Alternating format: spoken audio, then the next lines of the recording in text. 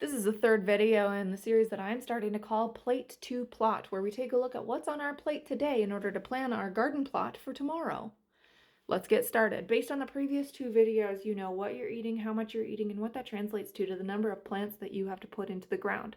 Now we're going to look at the garden itself, the plot. In Minnesota, I'm in zone 3, 4, 5. So take all of this with a little grain of salt if you are in a southern state, because the advice is going to be a little bit different there.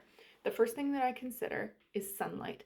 In our zones, we want to make sure that we have a minimum of 8 hours a day sunlight. I have a structure next to my garden, so it is shaded out for part of the day, just like the bottom edge of it is shaded out. In that space, I put more tender crops like lettuce, spinach, peas, stuff like that. But overwhelmingly, fruits and vegetables need a ton of sunshine in order to successfully produce.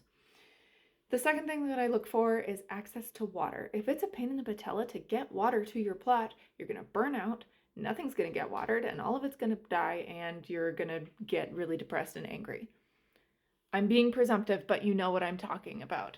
If your garden is really far away from the house and you can't just set up a quick irrigation system, consider a water collection system that you would have easy access to, or something like that.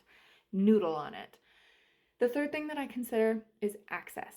How simple or challenging is it for me to get dirt to the garden so that I can build up the beds? What about compost? How easy is it to get mulch in there? What about access at the end of the season when I'm trying to harvest a bunch of stuff and I've got to weave my way or climb a hill into the garden?